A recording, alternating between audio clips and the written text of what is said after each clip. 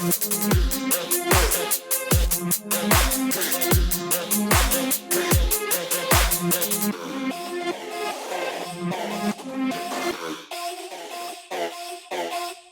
Dale Show.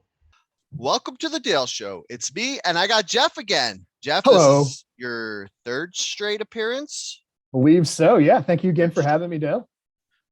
Hey, you're always welcome. You're like a good that co-host. You yeah, you like that? Dude, see all those eyes topical on it?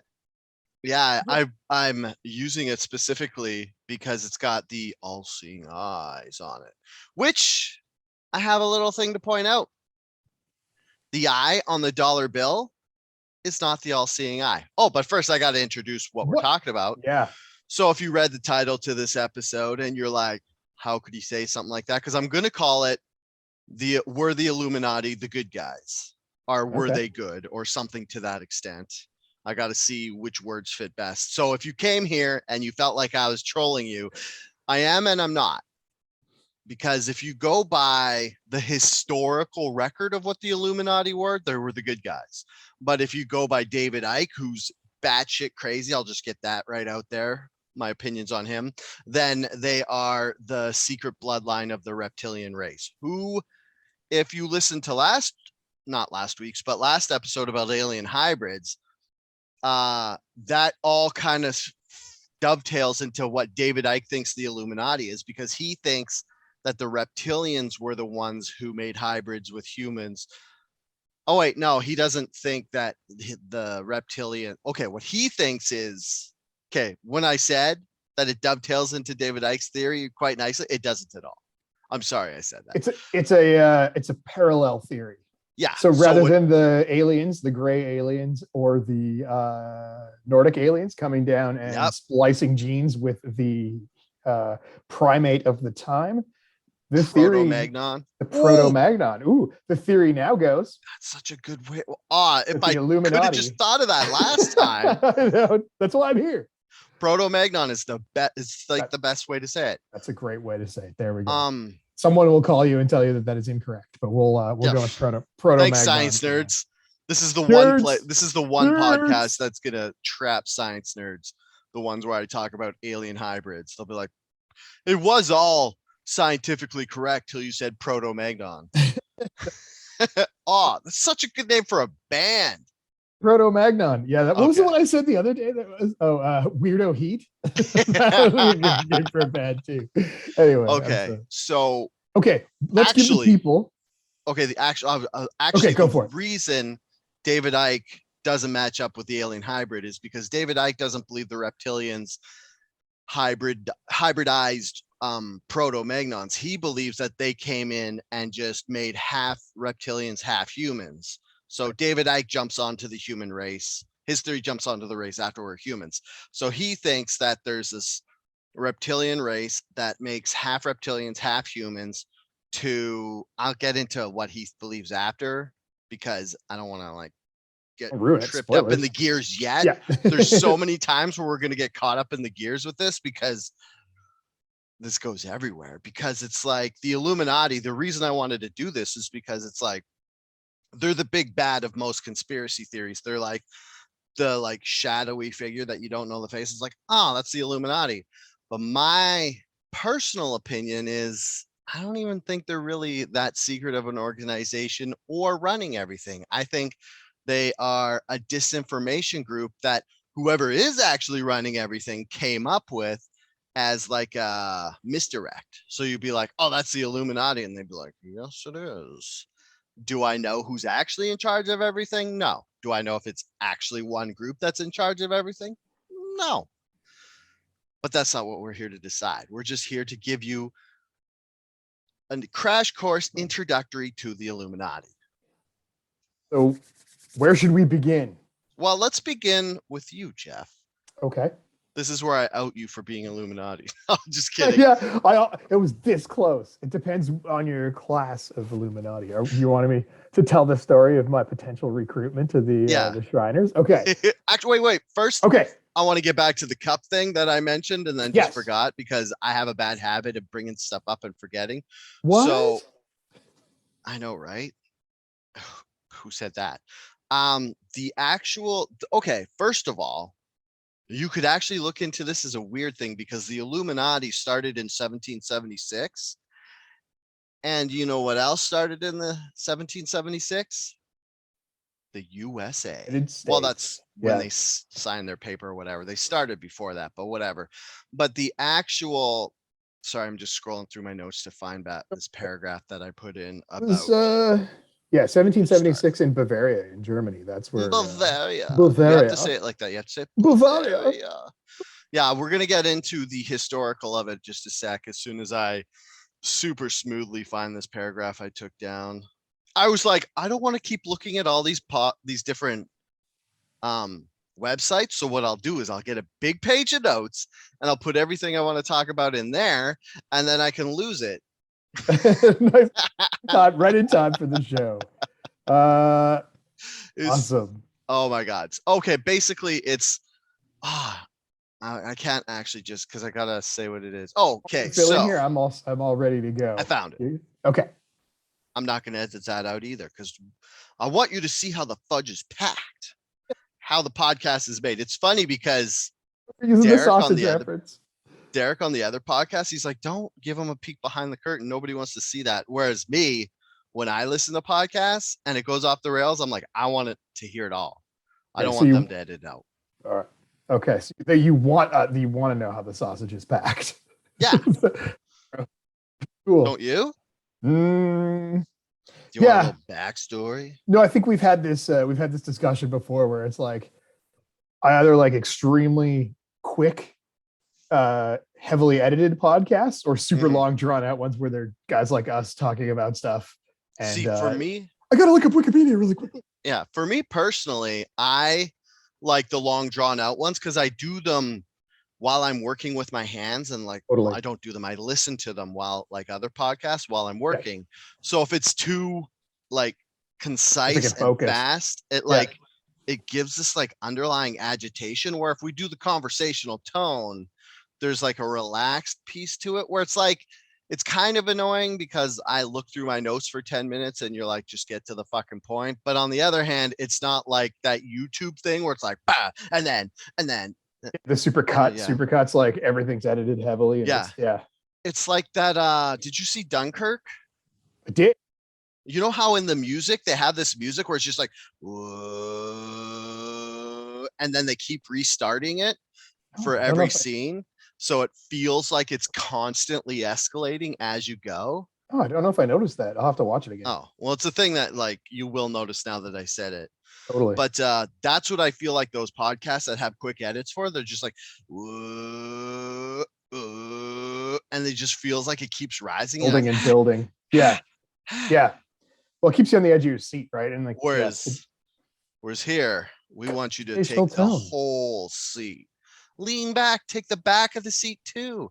That's like 70% more seat that will deliver to you. You're paying the whole seat. Use the whole seat. Exactly. You know, it's the reverse of the monster truck theory where you pay for the whole seat, but you'll only need the edge. Well, I paid for the whole seat. I want the whole seat. Oh, wait. If we're talking monster trucks, just scrap everything I said. We're going to make a monster truck podcast where it's just me and you screaming quick edits. I friggin' love the monster trucks. Don't even get me started. Monster trucks are great. Yeah. I like the redneck in me is just screaming for monster trucks. Like, and the jam comes by, the monster jam comes back to Vancouver. I'm going. We definitely are. Yeah. Okay. So in the eye on the back of the dollar bill, see, I didn't forget, is actually called the Eye of Providence. And heard that before. Sorry? I've heard that before. Yeah. Oh, okay. And here, I'll just read a paragraph out of Wikipedia. Might as well start you with some light reading because there's going to be a lot of reading in this episode. I'm sorry in advance. The Eye of Providence was adopted as part of the symbolism featured on the reverse side of the Great Seal of the United States. It was first proposed as an element of the Great Seal by the first of three design committees in 1776. So I just wanted to say the name of it and the date that it came out, because how could this be the all-seeing eye that the Illuminati uses if it was conceived in the United States by a design team the same year the Illuminati came about. And the reason is Winky dink.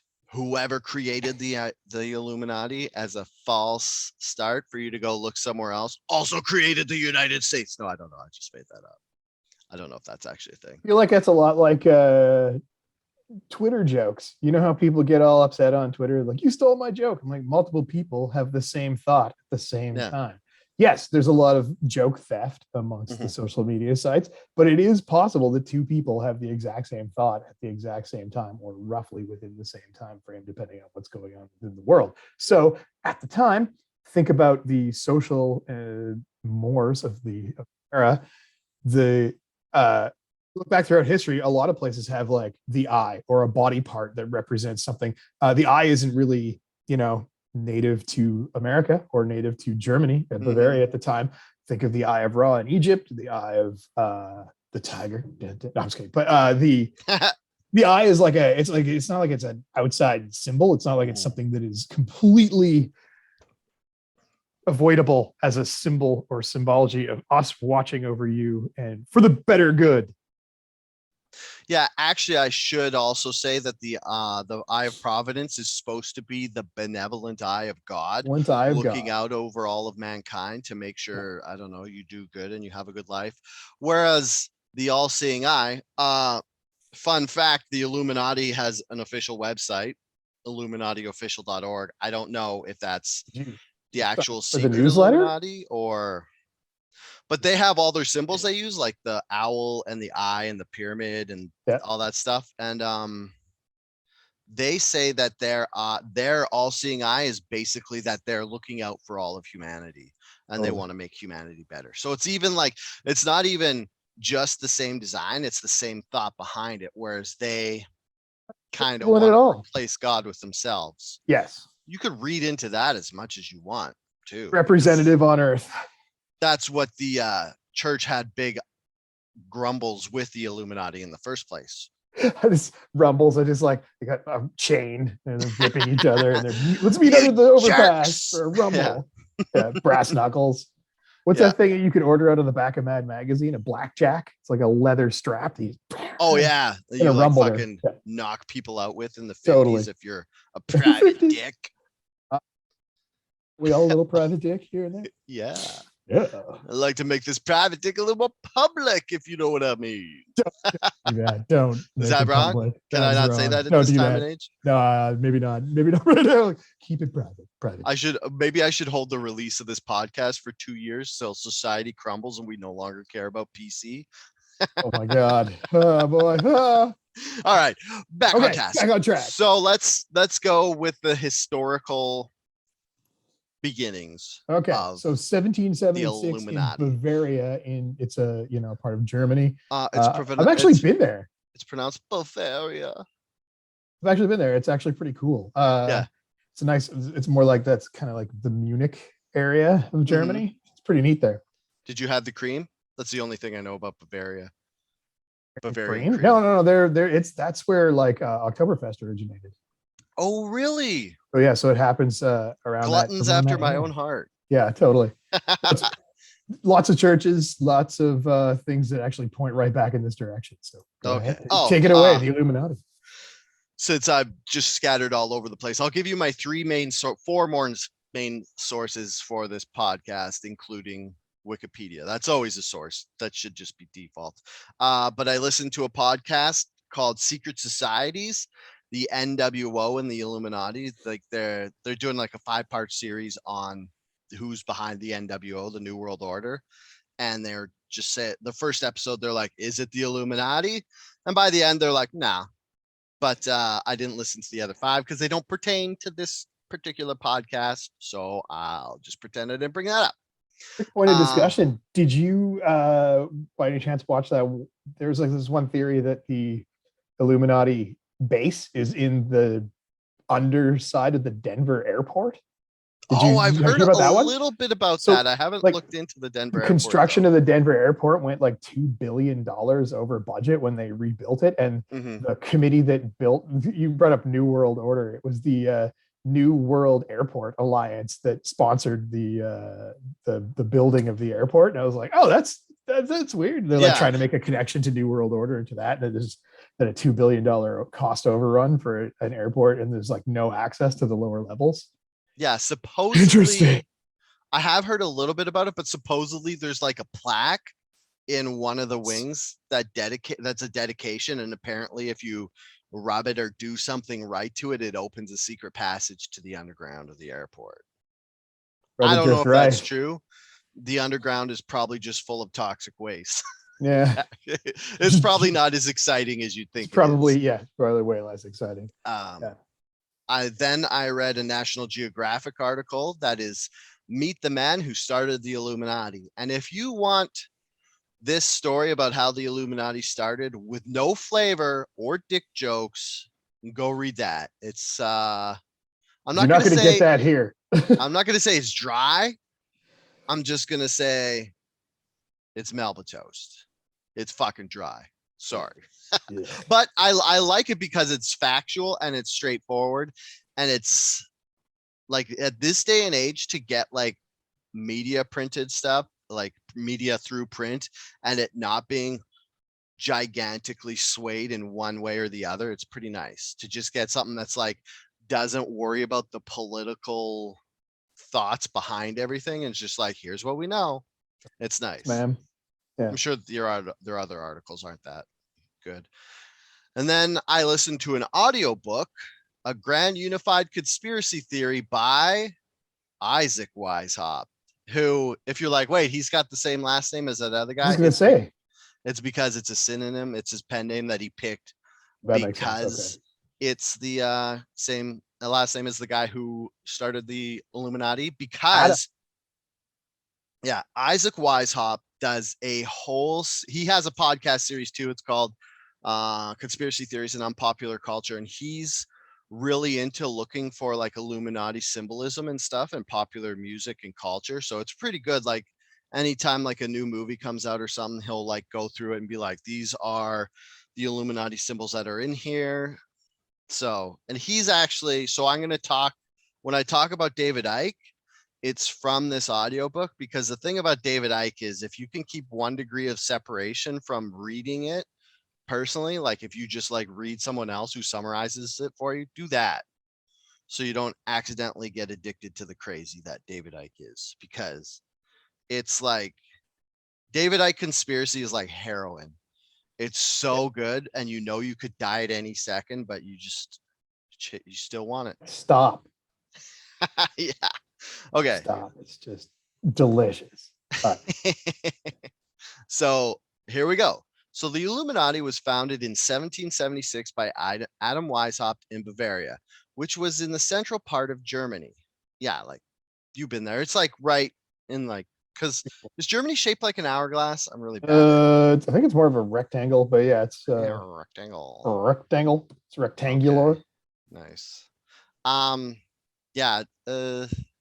So this is a direct quote from the National Geographic article, because they said it's a little hourglassy, I guess. It's kind of like, it looks like a kind of like a squat tree. Okay, so if you go by the hourglass or the squat tree, it's right in the middle. That's where Bavaria used to be, and now it's gone because Adam Weishaupt ruined it for everyone. No, ruined it for everybody. Yeah, it just did what countries did, and it amalgamated. So this is from the National Geographic. Convinced that religious ideas were no longer an adequate belief system to govern modern societies, he decided, Adam Weishaupt, to find another form of illumination. And that's where the name Illuminati comes from. I think it's actually just Italian for illumination. Not Italian. It is. Did I say Latin? Latin. Thank you. Yep. There you go. I said Italian? I meant Latin.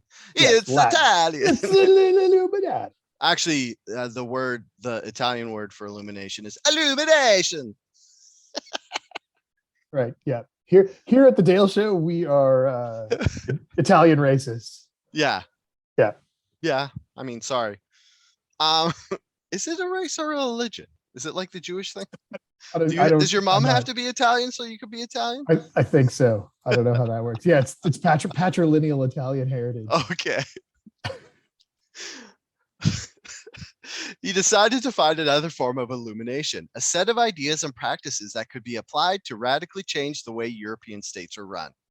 This is why I think the Illuminati's a good guy, because at this time it's basically the church and the monarchy running everything, and it's if you're not like a priest or a royal, it's pretty bleak for you.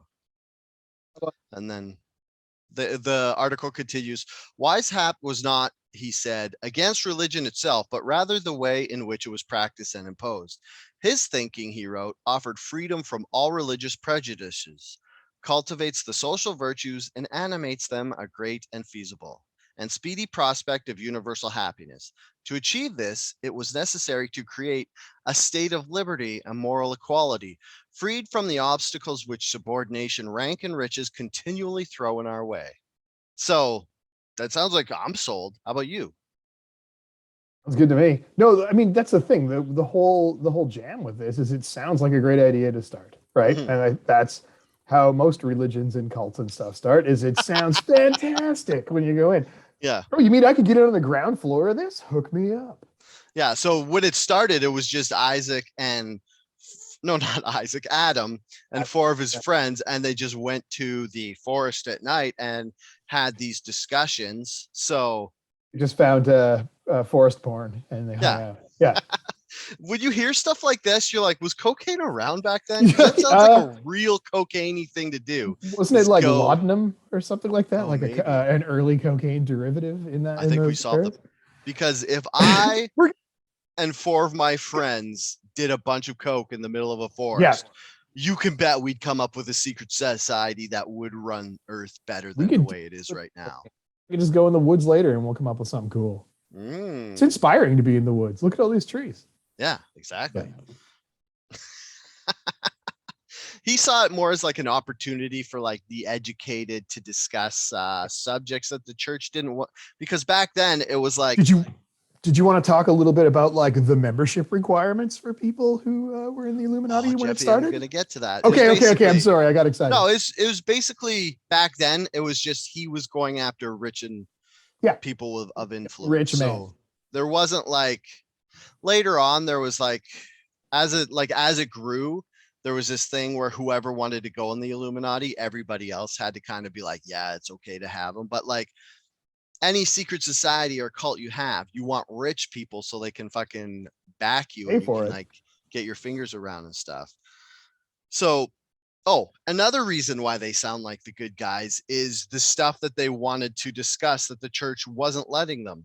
So they want to discuss Enlightenment. stuff like secular philosophy, merits of democracy, and women's education. Yeah. Even So, though yeah. women weren't allowed in the Illuminati, they were talking about women's education. Yeah. It was the Wow. sign of the times. Yeah, it was 1776. It was and if you're- 1776. And if you want a secret of society, if you have a woman, it's not going to be a secret anymore. Because if it's just like five dudes going in the forest, people are like, whatever. That's what people do now. They go and talk in the forest. But if there's one woman, they're like, they're obviously witches. Sharon's going to tell on us. Sharon's going Yeah. to tell on us. She's going to blow this whole thing. Mm-hmm. So, what was I going to say? Sharon, because I couldn't come up with a decent 1776 German lady's name. Anna? Karen That's sounds like German from Oh, the is it? 1776. Or did you say Aaron? You said Sharon. Sharon. I don't know where that came from. Broomhilda. That's always a good German name. Hilda Yeah. or Gerda. That's a Nordic name. What is Broomhilda? Not Brunhilde was a shield maiden from Norse mythology. Norse mythology. Brunhilde was a very famous Valkyrie shield maiden from Oh, Norse nice. history.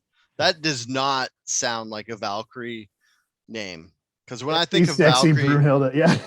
I think of like chicks in bikini metal armor, and Broomhilda doesn't sound like a girl who would wear bikini metal armor. that if I were creating armor and I were a lady, I would want to protect the boobs. That's the Yeah, the only thing that needs armor, really. Yeah. That's like if I was a dude. Yeah. Just leave that. If I was gonna make dudes armor, there would be a lot more armor on the crotch than anywhere else. Yeah. And it would be longer, like scaled proportionally larger. Like it'd be just like dong, like flexible dong armor, but like way longer than necessary. Like Yeah. just hits just past the knees for intimidation Yeah. factor. So you can be like, it's totally that big. I need Yeah, every it's totally. scale It's of just this. I Yeah. needed that armor. It covers the whole thing. Yeah. So yeah, like you said, um one of like the people they wanted to get in, one of their first and most influential inductees into the Illuminati was Baron Adolf von Knigge. And he was previously a Freemason. So he took a lot of the Freemasonry stuff and brought it into the Illuminati. So that's, I don't know. I'm not exactly sure of all the stuff that, It was the initiations and stuff. It was the like the yeah, ritual, the very much the Freemasons already had a very church-like ritualistic way of indoctrinating their members. So yeah, the Illuminati was like, "Hey, that's great. Let's kind of copy and mimic that and bring that into the order." So it was a lot of the ritual that they put into it from there. yeah. And then they had a 13 tier ranking system. So you'd start at the initiate, you'd go to novice, then Minerval, then Illuminus minor, then apprentice, then fellow, master, Illuminatus major, Illuminatus dirigens, priest, prince, magus, and king. Which Nice. is disappointing because this to me at this point tells me that they went from having all these good intentions and being the good guys, and then they're like, but I get to be the king because I'm the ruler. And you're like, oh, I guys. invented this, so I'm the king Yeah. now. Yeah. Yeah. And it's like you were supposed to fight this sort of thought where you were the king because you were better than everybody else and their subjects and stuff. So this is to me is kind of where it like, What I do is a very kingly way to look at things. ah. I mean, I That was guess I gonna could be. call myself the king of this podcast because You I are. mean, You are the king of the podcast. I am merely but a jester in your court. yeah, not too many kingdoms are just one person who does everything just so people can pay attention to him. Appointed by God to run this podcast. Yeah, Okay. but unfortunately, the Illuminati didn't last very long because just 8 years after its forming, one of the ex-members, here's a good Joseph Utschneider. Maybe I am pretty good at reading German. That's not bad. Yeah. I mean, yeah. So he got all butthurt and he wrote a letter to the Grand Duchess of Bavaria exposing the society and what they were doing behind closed doors. So in the letter, he wrote that the Illuminati believed suicide was legitimate. So he's like, they think it's okay to do suicide, which back then was a super big crime. It was basically the equivalent of murder because you were murdering one of a God's murder children. upon oneself. Yeah, totally. So it was like a capital crime back then. Yeah. So it'd be like if you tried to commit suicide and you failed, you'd get charged with attempted murder. So I don't know why the Illuminati would be like, it's okay to commit suicide. I think that was part of the like alternative philosophy theories at the time, Yeah. right? Like if you want to think about enlightenment, it's I mean, suicide's kind of a heavy topic to talk about, but back in those days, I mean, it's let's get right. Let's go knee deep. What's your opinion on suicide? Oh my man, that's whew, to get hot here. Just get fucking right into it. I'm okay with it. Like if somebody I don't think it should be be if someone's crime. suffering, if someone's suffering and they just want to fucking end it, go ahead. And they should be given. I don't think people should be able to do it willy-nilly. I think there should be like a system set up where it's like you go to this like office and you see like mental health doctors and you go, I feel like I want to kill myself. And they're like, okay, let's look at the reasons why you want to do. And if it's like, and if it's legitimate, like I'm in so much pain, life is terrible, then okay, whatever, end the pain. But if it's just stuff like I'm not doing very well in life, maybe this place could be like, give you job opportunities and stuff like that. And then like a month later, if after all the helping, you still want to commit suicide after you've had like a market increase in your like happiness in your life, then yeah, here's a little room, go in there and it'll be like Futurama. It's just a booth. Oh my God, I forgot about that. Yeah. I mean, I think it's like it's one of those topics where like you're talking about it almost like if you're looking at it in terms of how the Illuminati and the reigning sort of government of the time were looking at it, Mhm. you're talking about a criminal aspect to suicide. Yeah. Should suicide be a criminal act? I don't agree with that. I think that it's not a crime. It's a mental health Mhm. requirement for assistance, right? Like it's not. I think criminalizing something like that is makes zero sense.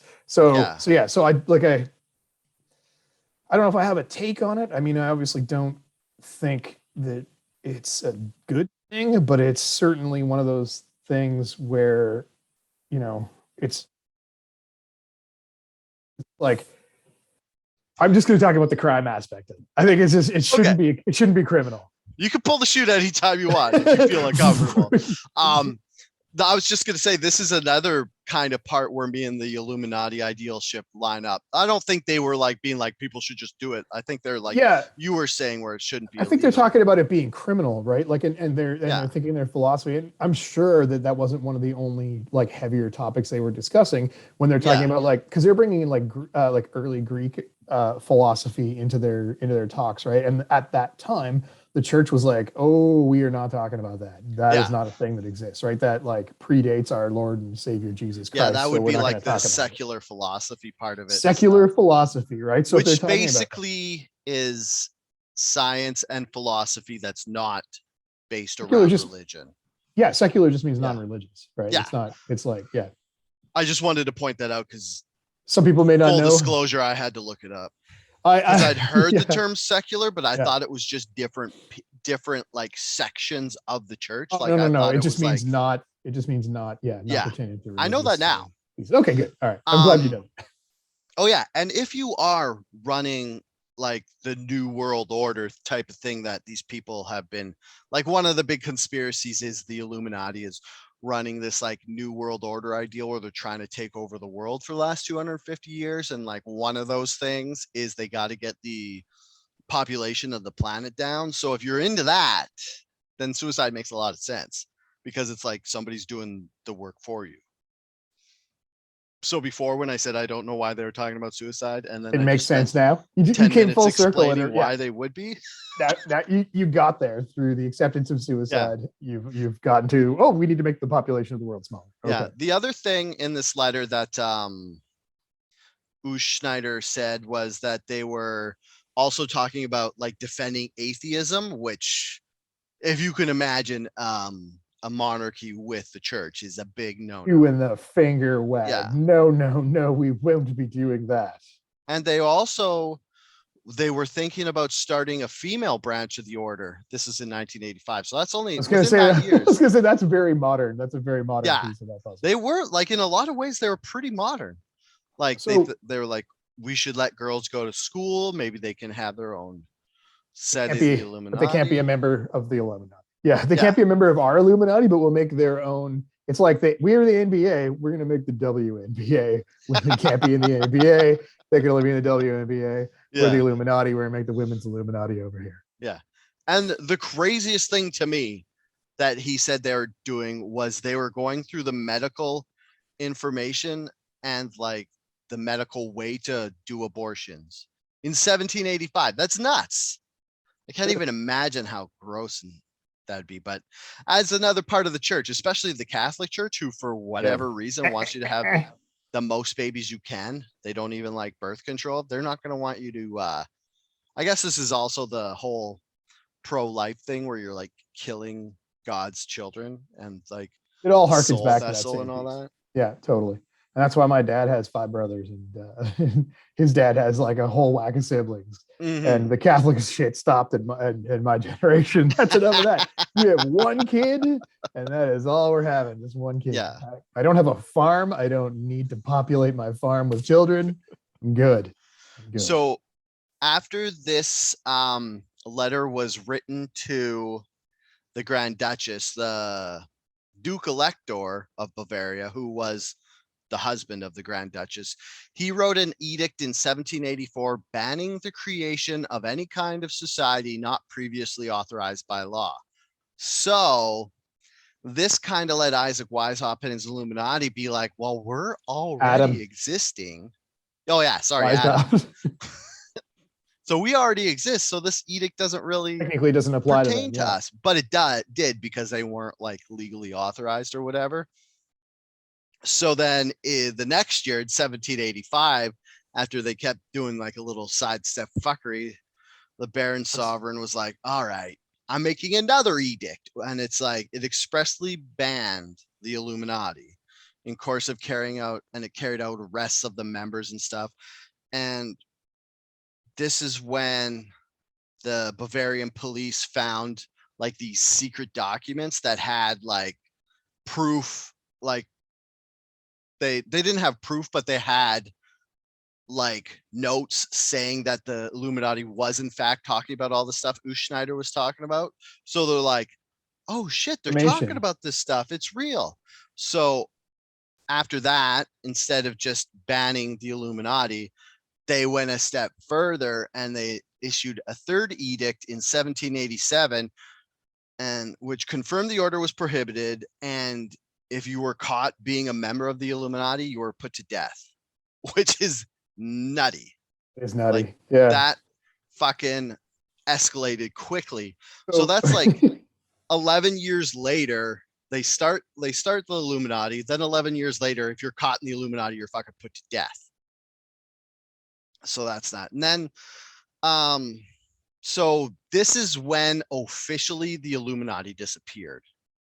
But some people, and this is also this next step is also how the Illuminati turned into like the conspiracy theories wet dream, because they showed up in everything. Because there's this Augustin Barruel, he was like, I think he was a Catholic priest or something. He wrote a book called Memoirs Illustrating the History of Jacobinism in 1797. So this is 10 years after the Third Edict. And in this book, he claims that the French Revolution was the result of a deliberate conspiracy or plot to overthrow the throne, alter an aristocratic society in Europe. The plot was allegedly hatched by a coalition of philosophers, Freemasons, and the Illuminati. Oh. So they're still around. And this guy, who is a Catholic priest, so there's no way he's lying, because Catholic priests never lie about anything. He was saying that the Illuminati was behind the French Revolution. Now, if you're a monarchy and you're religious, the one thing you like, the French Revolution pretty much scared every royal to their fucking core, because they dragged them out of the palace and decapitated them. Like, what was it? Marie Antoinette? Marie Antoinette, yeah.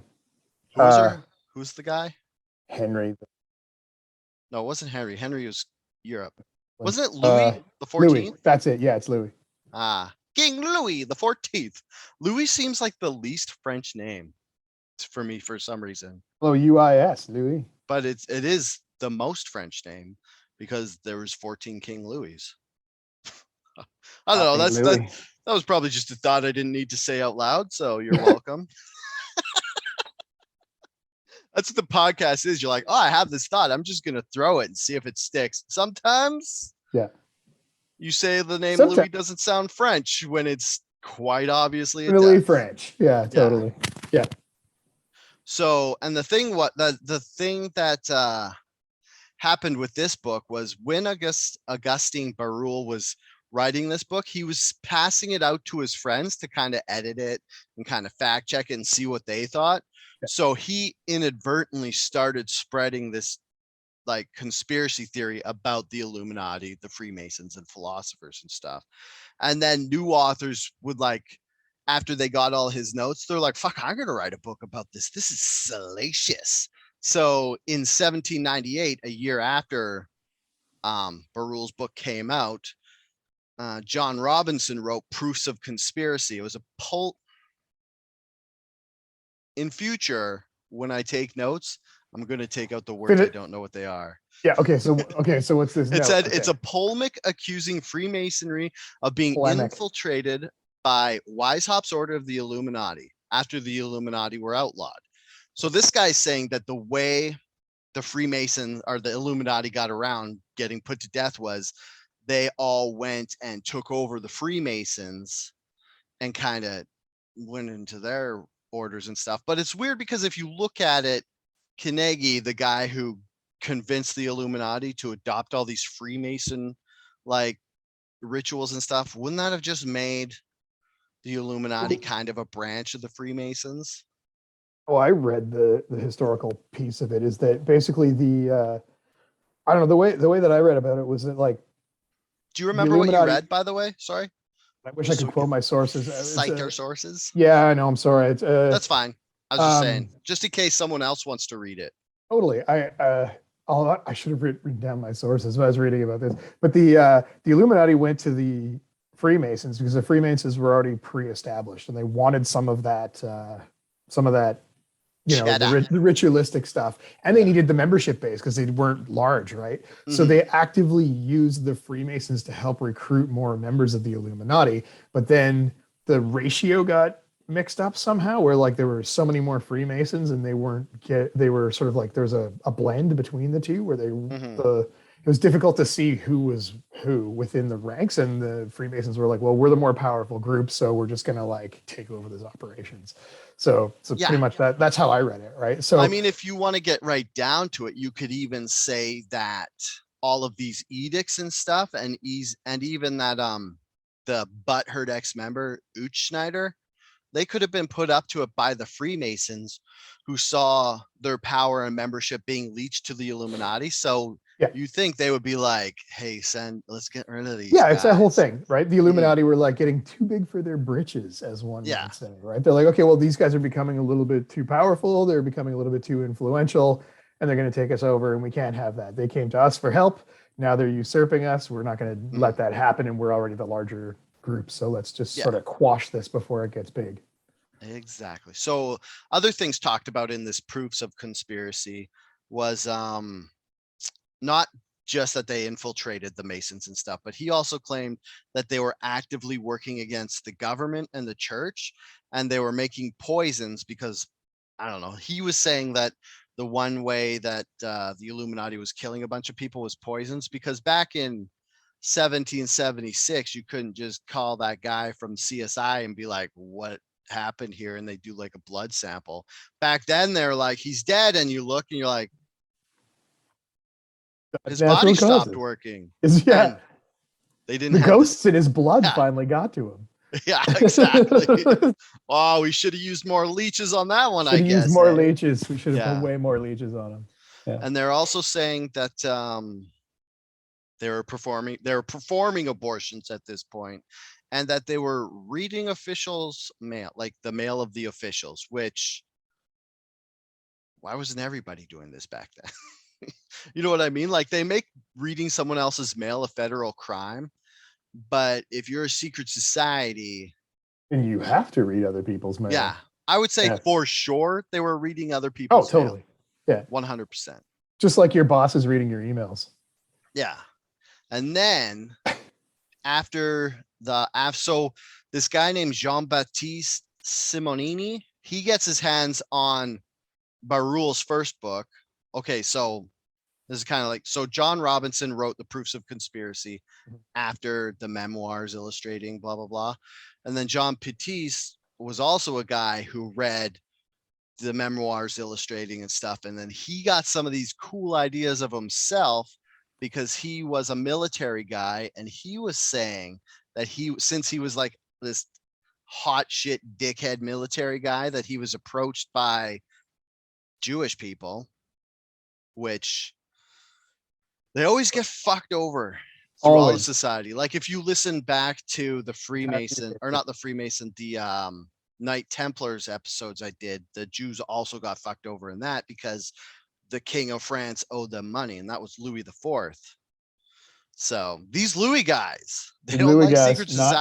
societies. Nope. Yeah. So yeah, John Baptiste wrote this letter. I like how there's all these stuff happen. Like you're like going through society and going through history, and then someone writes a letter and the whole world changes. And I was thinking about that too. Like, yeah, you don't hear about those things anymore. Yeah. Like, you know, one person at that time could change the course of history, right? Mhm. Yeah, it's like now when like remember that thing? I don't know if people still say this, but it was like when a Karen was complaining about something, she'd be like, "Oh, I'm gonna write a letter." And this was like back when we were like 20s and something. We're like, nobody writes letters Nobody writes anymore. letters. Yeah. That doesn't do anything. But apparently it killed the Illuminati Right. by one guy writing a letter. Yeah. Much more commonplace in 1776 with the Yeah. scarcity of like if you so think about it this way, there Mhm. wasn't like I can like flick a booger and hit a piece of paper in my house somewhere, right? Yeah. In 1776, paper wasn't a widespread thing. You had to like, Mhm. right? Like, so if a letter shows up on paper, you're like, this person means business because they use this resource that is extremely scarce. And like 12 people know how to write and Mhm. even less know how to read. If a letter shows up, they are not fucking around. Yeah. A Right. letter Like, was like the equivalent of your mom using all three of your names when you were a kid. ow. Yeah. Yeah, so Oh this my letter God. Jean Baptiste wrote basically reiterated that the Illuminati. Well, he said Like, that. sorry, total aside. I feel like on a side note, you just tried to trick me into using my full name in an Illuminati podcast. Well, you cut out, so it didn't come across. Oh, I So was so close. It was you were so saved close. by failing technology Yeah. from the Illuminati. Sorry, So I cut you yeah, off. Go ahead. that's fine. That's fine. So he was saying this Jean Baptiste guy said that there was these power brokers who were what did he say? Because it's weird because it's like it doesn't quite say it's weird because it doesn't say that the he was saying there's power brokers in the European government trying to take over stuff, but he doesn't say if that's above the Illuminati or below the Illuminati. So he was saying he didn't like, well, he was saying that there was this power brokerage that was behind the French Revolution and was running the Illuminati and the Freemasons, but he didn't say if it was running the Freemasons or the Freemasons were running it or whatever. But he was saying the Jews were involved somehow. So he's the guy who first linked Jewish people to the Illuminati and the secret society and stuff. So Barul gets this letter saying all this stuff. So he starts giving it out to his friends again because Barul can't keep shit to himself. And then they share it with each other. Free. And then it spreads everywhere. And it's like it went all over the Western world. And it got so far as it went to the States. And this guy, Timothy Dwight, he quoted, "If the United States didn't stop the Illuminati, religion would be eradicated from the country within 100 years." So it's kind of annoying because the stuff that I looked up, they're all like, they get to this point and then they're like, everybody was at this fever pitch and fear of the Illuminati, but there's no real proof of the Illuminati because I guess they were a smart secret society, if they're still a secret society, and they just kind of laid off everything. And Right. since So what happened to those documents that they found before when they were ostracizing them? the sacred documents. Oh, okay. Sorry. No, the earlier when we were talking about it, that part I wasn't really sure about that part, but like the magistrate, the government, the oh my god, the Duke and the Duchess.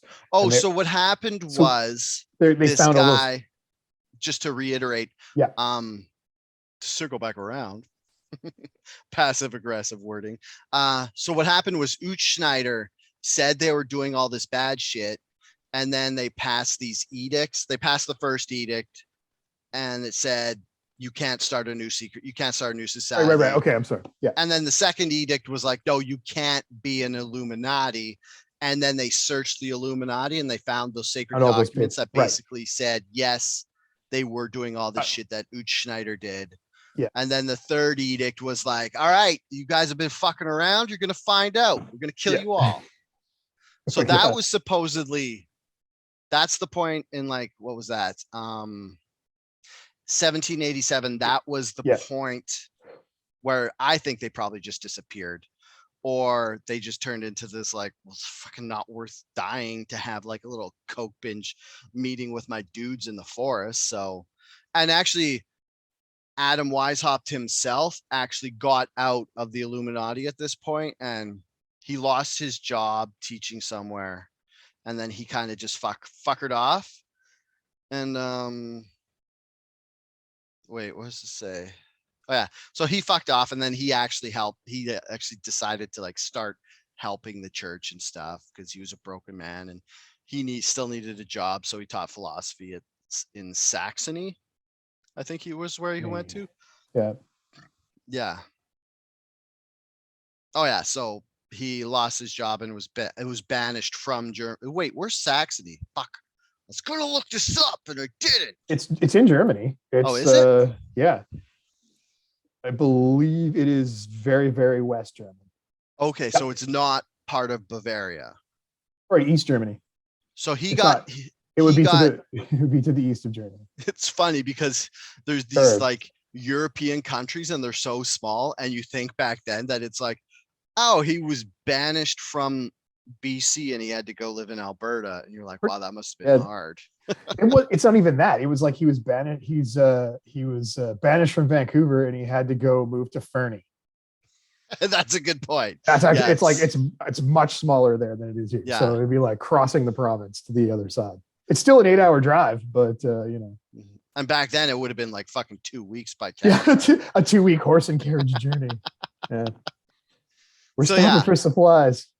So historically, this is where the Illuminati ended, but these guys, Barul, Ugenschneid or whatever, and Simonini, they were all like pitching this high fever and stuff, but then they kind of disappeared.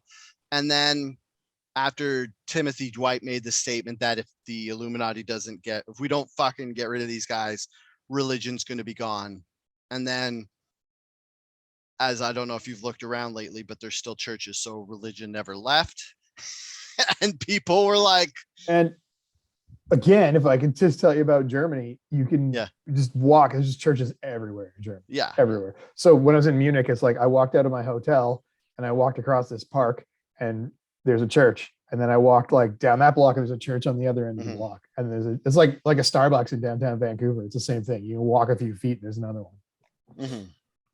So back then it's funny because I was reading this article or whatever, and they were talking about how back in I guess we're at like 1797, turn of the century Germany, the people back then were the same as us when it comes to media, because everything back then was sensationalized and stuff. So they didn't like the general public didn't really believe all these rumors. They just thought it was they thought it was fake news. Right. And then when nothing happened, they're like, these guys are full of shit. So the Illuminati just disappears. Nobody even thinks about them again until the 70s in the States. The 1970s in the United States? 1970s, because I thought you said okay, like you're gonna said okay. No, I was just curious. Okay, so I was actually just gonna ask you that. I'm like, so where does this leave us with the modern version of the Illuminati? So it creeps back up in the 70s. So 200 years it lays dormant. Yeah, it basically lays dormant, probably gathering power in these underground caves where they're wearing hoods and worshiping snakes and stuff. And so each other on the backside with paddles. Yeah, in the 70s, there's this guy, Robert Welch, who started the John Birch Society. He started in the 50s, and this is basically like some super right-wing society to get rid of communism from the world. I looked up the website and I was like, there's like a couple websites I looked up for with this specifically, like this John Birch Society. And I was like, oh, I don't know if I want to read too much into this, but I also looked up this thing called History Reviewed. And it's like the truth they've been hiding from you. And I was like, these seem like radicalization websites. Probably. Because this is the one I found, the Simonini letter on. They're talking about how because all the other places just said that Simonini wrote this letter, right? But so I went to this like radical website and found out what he actually said in the letter, even though they didn't say that much. They just said, but they were the ones who pointed out that this is where the point where the Jewish people were connected to the Illuminati thing and stuff. So if you have like a lot of moral fortitude and you won't be radicalized, then go check out the John Birch Society, because it's kind of funny. It's kind of like one of those things where you're like, ooh, it's like when you talk to your crazy right-wing uncle for a while, and then you're like, all right, I'm done. This is too much. Yeah. It was Anyway, I fun gotta for a go. bit. Yeah. Yeah. So someone wrote this, Robert Welch, they wrote a letter and they claimed their name was Ho Chi Zhen.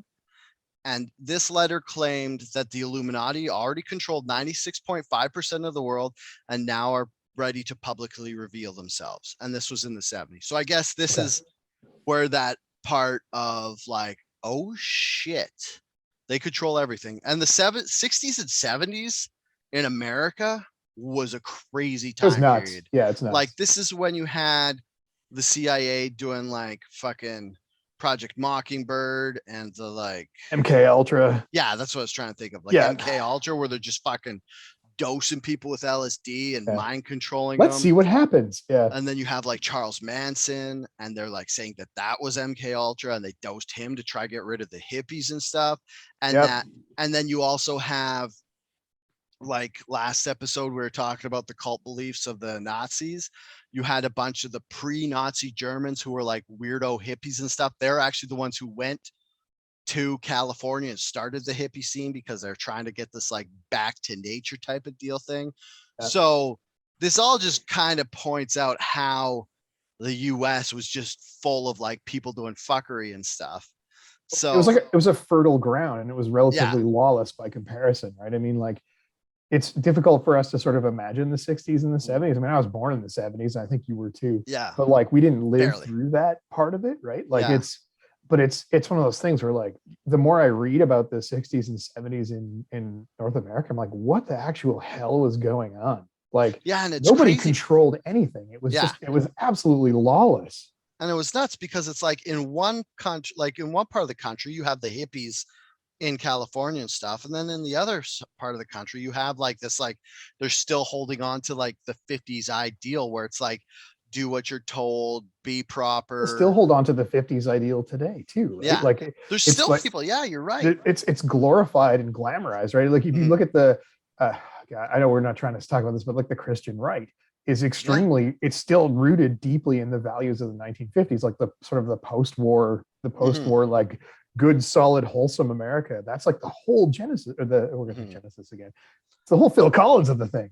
But it's, but it is, it's like, I get the allure, because if I could just go to work and it was like based on meritocracy and people saw what I was doing, and then I would get money, then I would get a house, and I get kids, and then I could just die happy. That'd be perfect. But it's just kind of, so you're looking at that, like, that model is the basis for the success of capitalism. So I'm not trying to go off on a tangent here, but like that sort of 1950s post-war perfect white picket fence, leave it to Beaver America is the basis for the model of the success of capitalism if everybody contributes. So yeah. Right. So you can see why they wouldn't want communism, and they don't want the hippies, and they want to get rid of all of this stuff. It's like, this is threatening the American way of life. And you could even argue that capitalism lost its way when it left those ideals behind and started looking at stuff like exponential growth, where it's like every company has to make more money than they did last year. So they have to cut costs any way they could. Because in the 50s, it was just, it's not like, sustainable, right? In the 50s, it was a like lower population. Yeah. In the 50s, it was more of like a sustainable capitalism where it's like your grocery store would hire you, give you a good wage, and they wouldn't be buying produce from Mexico just because it's cheaper, and then losing the labor that they had at home to Mexico and stuff. Like, this is all like pre-free trade and stuff. In a way, if you want to tie it back to like the rise of the Illuminati in secret and having it not actually happen, underneath all of that is a power grab for the pieces left over, or the missed opportunity to capitalize on that way of life. So it's a nice breeding ground for something like the Illuminati to resurface. Bum, bum, bum. Yeah, and the problem is when you get to something like the Illuminati, you can just say, "Oh, they're behind that," because it's like this big cartoonish bad thing where it's like anything you can explain. Like in the Middle Ages, they're like, "Oh, that's just God and Satan at work," and now you could just be like, "Well, that's just capitalism and the Illuminati. They're doing all that." And you can see why religion would hate that, because it's taking away Mhm. from the like of God being in charge of all of that. Now it's a Yeah. group of people or a cabal or like a group of influential folks being like, we're calling the shots. So the church is going to be like, the fuck you are, God's calling the shots. Otherwise Yeah, my business exactly. model falls apart. So And the it's reason that the church hates capitalism so much is because nobody's going to pay for the church and their taxes. And yeah. because back then they were giving 10% of their Oh, dude, the money to tithes the is check that's still the or to the biggest piece of the church. church. Yeah. That's still the largest portion of the church is how much money they can get from And it was their more back then flock. Yeah, because totally. now it's like you pay like a suggested fee and stuff. But back then it was like, give us 10% of your paycheck or get the F out and go to hell. And you didn't want to go to hell. So you're like, I'll pay you 10%. For Jesus.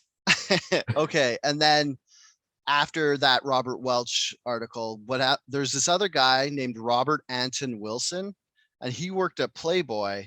And there was this like back in the 60s and 70s, there was also this thing where people were trying to like it's kind of convoluted, and it's like the Weather Underground and stuff, like I mentioned before. So this place, this Discordianism, which is based off um this document or book called the Principia Discordia, and I started reading it, and they used like old 60s too big of words for no reason, and I was like, I'm not reading this, I don't have time for this.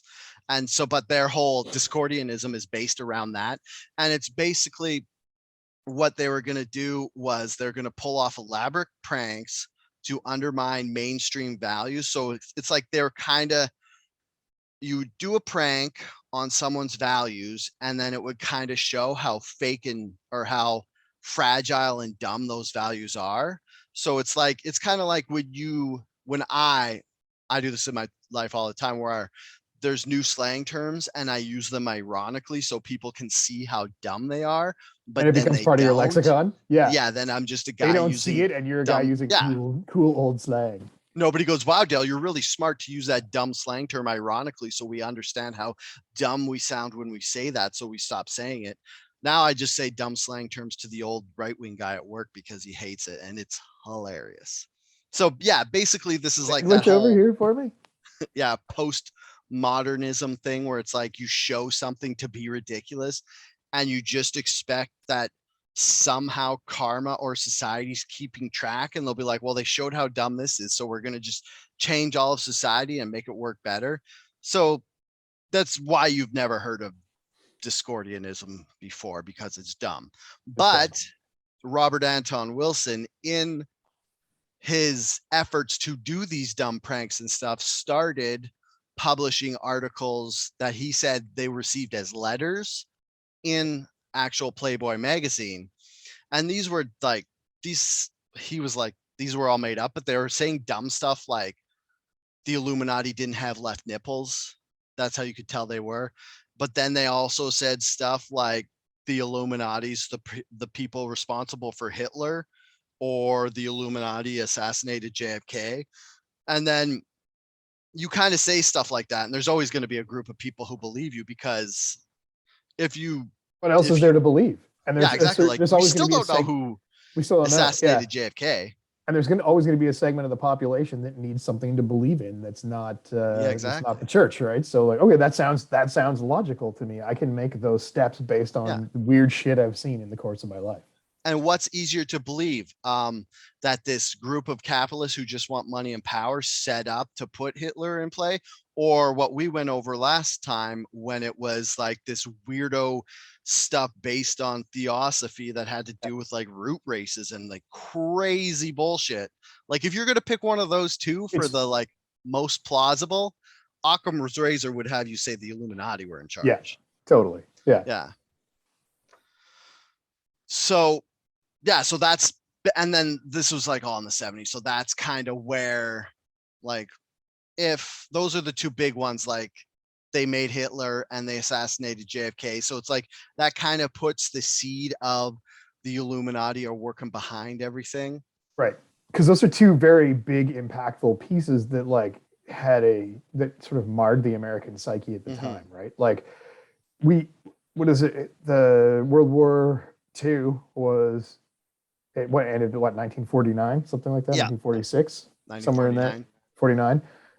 Hmm. So that is right now. What is that? Almost 75 years ago. Yeah. And people still talk about Hitler and the influence that Hitler had on everything. So like it's a giant piece. The Oh JFK yeah. assassination. I remember talking to my mom about that. Right, like Hmm.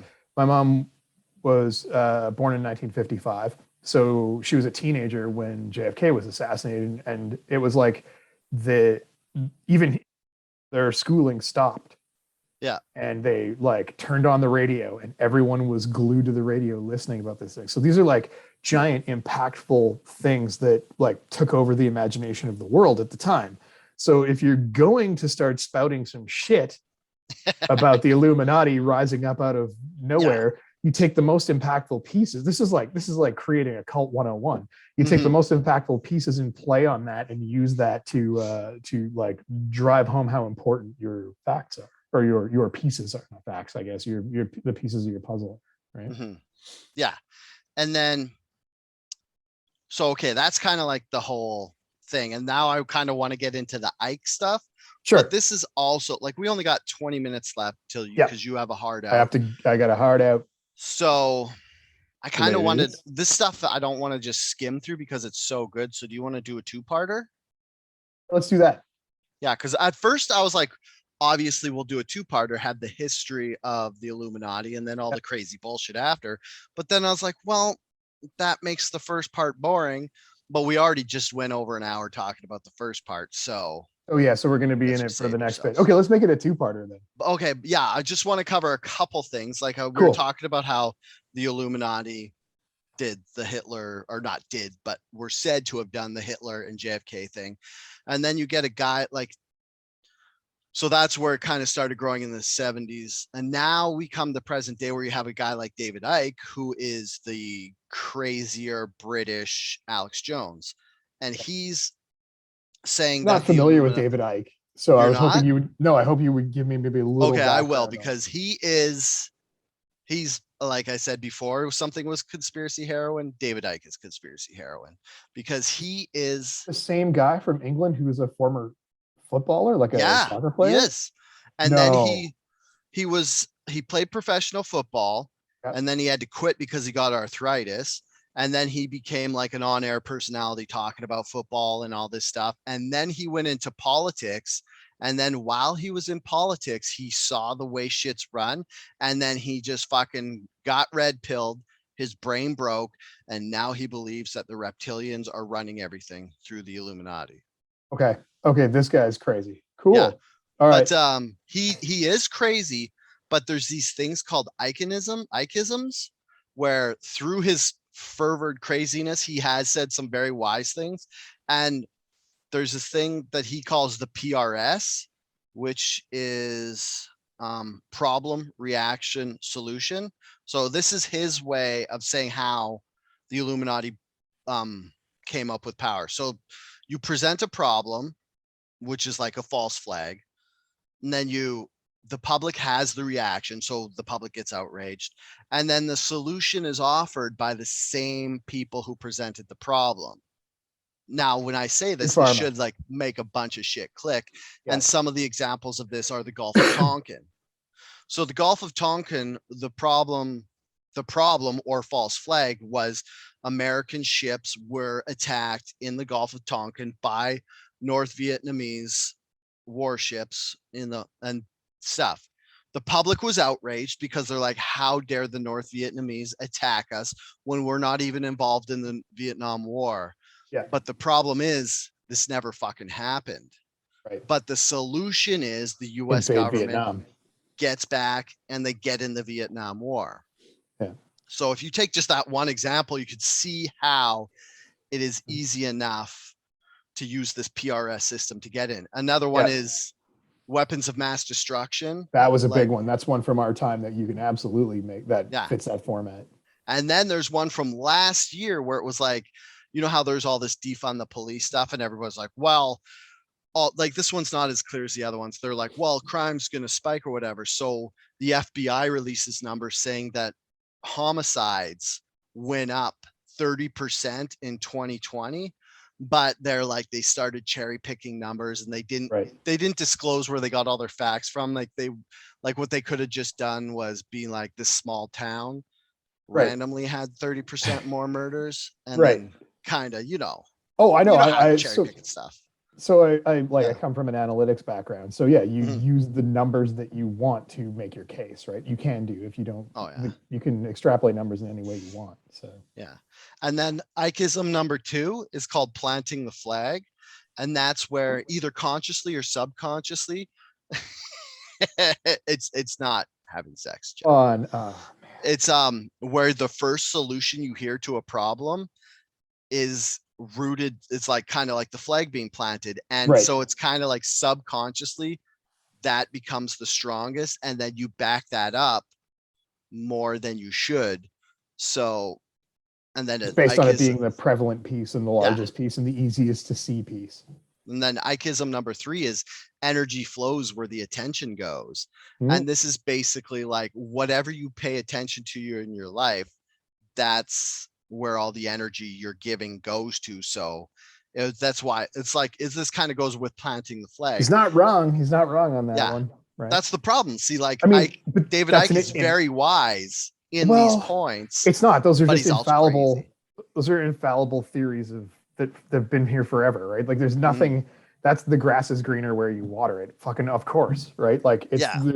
But if you brand it, market it, and say it as this is one of my tenets of being, and people are like, oh, I get that. Yeah, you get that because it's fucking life. That's the way it goes, right? Like, Well, yeah.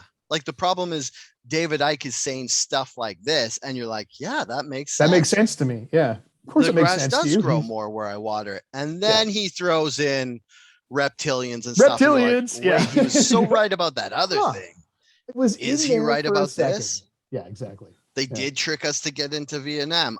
Are they secretly running the stocks? I don't know. The stocks. Yeah. This could be a two-parter, no problem. Yeah, like that. We should make it a two-parter, and we can cut it right there. Which sucks because we didn't get into my boy Isaac Weishaupt stuff, because he goes, save that for the next one. He goes deep. Like he talks about fucking Saturn worship and shit, and like goes there, like how, it's going to be hard to kind of get this all, because it's like there's like two types of conspiracies. There's like the Illuminati are running everything because they're capitalists, and then there's the reptilians are running everything because they're trying to eat our energy and sustain their lives. So those are like the two. Like there's the money power part, and then there's the spiritual part. So I have questions about that. So I have origin questions for the reptilian people, and I don't know if Ike speaks about this or not, and I don't know if I've done enough research on it, but like where did the reptilian people come from? Have they always been here? Are they aliens? How does it all tie back? So like if the reptilian people are using us for power or using us for like to sustain their life force, where did these reptilian people come from to start with? That's the thing. Apparently, if they're aliens that came here a long time ago, like they would be like, you'd have to look at history. Like you'd have to look into the lore of humans and stuff. Like the reptilians would have been Lucifer in the Bible, who gave Eden the apple. Yeah. And then they found one thing. Weishaupt said, the podcaster, in his book, he said that the earliest form of kind of deity worship is this in a cave in, I can't remember where it was. But anyways, in this cave here, I'll see if I can find it, because I don't want to give you false information. But 70,000. Oh, here it is. 70,000 years ago, in a cave in Botswana, they found this 70,000-year-old depiction of people worshiping a serpent. So that's so serpent. Yeah. So again, and serpent's like a huge icon for like everything, right? So the Illuminati is serpent, and serpents, and they're saying they're saying the reason that the serpent is this huge icon is because the reptilians have always been, well, not always been here, but have been here that long. It's also evolution, right? Like we come from even science is like we come from fish, right? Or we come from the Mhm. ocean. We come from like a scaly reptilian background to start with, right? Like Mhm. all of evolution is based on this whole theory. So, okay, that makes a lot more sense now. Yeah. So there are And some the people that red never pill, blue evolved. pill, Yeah, where that actually came from, I don't know if it, because the Matrix uses it, from the but I don't Matrix. know Yeah. if the Matrix got it from somewhere else, because the Matrix was So kind of no, I don't think it did. taken from a book. Well, the Matrix and the Terminator series, they were both lifted from this one book that I can't remember the name of Oh, okay. because, and they So kind of stole the source material and didn't in, give the author the proper stuff. So whatever that book was, probably had the red pill, blue pill in it. And one like, of David Icke's books is called something about the Matrix, like the people of the Matrix, oh yeah. and it has a picture of aliens on it, Mm. or sorry, reptilians on it. So I'm wondering if it's Or wait, was the red pill, blue pill from Alice in Wonderland too? that was down the rabbit hole. Yeah. Okay, hold on. Let's see. Blue. I'm gonna look it up because everybody's Looking it up too. origin. I'll race you. Okay. I'm on the Wikipedia. It's from the Matrix. For the terms refer to a scene from the Matrix from Yeah, where he's 1999. giving Neo the chance Yeah. to go back under or um I feel like hold on.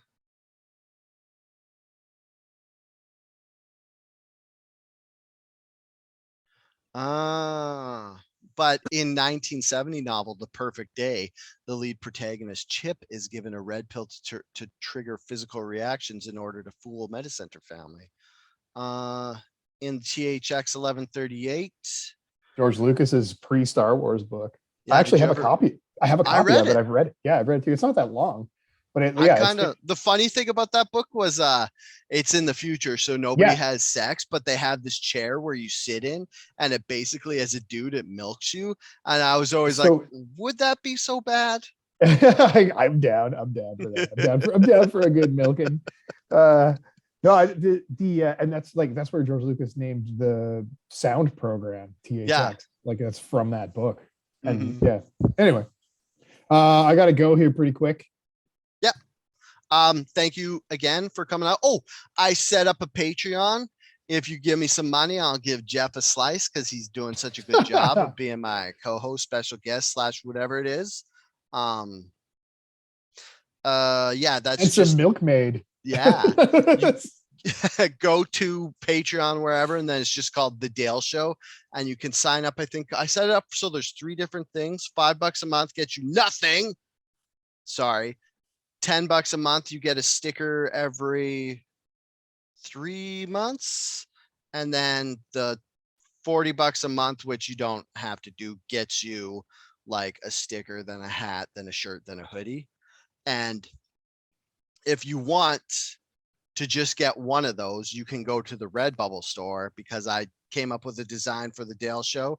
It's just Dope. one that's TDS and it's like old school, like 70s font. It looks pretty dope. And then there's one with the tri-face skull, which is the logo you would have seen as the thumbnail for the show. So I'll put the link for both of those in the show notes. You can find me on Twitter at SuperDalebot. Jeff's on Twitter again. Find me at Mr. Goats. Yeah. The show doesn't really have anything specific for it. There is a Anchor website, but you can get on. Oh, some fucking asshole started a Dale show on Spotify, but he called it the Dale Show after the Pitbull term. And now when you search the Dale Show in Spotify, it comes up with that. So if you search the Dale Show and you see an exante G over the E, that's that guy's show. Yeah. Mine's just the Dale Show. But Dale! I am also pretty happy with myself that I was the first one. So now this guy, he's like, I'm going to start a Dale show. And then he went to set it up and then he saw that I had it and he was like, that motherfucker. And then I want him to go listen to it and just hear these crazy conspiracy theories and be like, or just Ripping go me off. watch. Um, this is also on YouTube. It's interspeckled with the Outrage Factory. That's my other podcast with Derek Bolin and Yeah, you can watch it there. So if you want to do the audio thing, just go to your favorite podcatcher, find us, The Dale Show. If you want to see the video, go to YouTube, search Outrage Factory. It'll show up in that feed. I'll put a link in the show notes. Have I done that before? I should, because yeah, okay, I will do that. I'll put a link for the video in the show notes if you're listening to just the audio. Jeff, do you want to share anything? Let's no, I'm looking forward to part 2 of this series. It's about talking about the Illuminati and talking about the reptilian people because I'm curious. Yeah. If you have a bifurcated tongue, get at us. I want to see that. So all right, thanks a lot, everybody. Enjoy your 2 weeks or whatever till we see you next. Bye.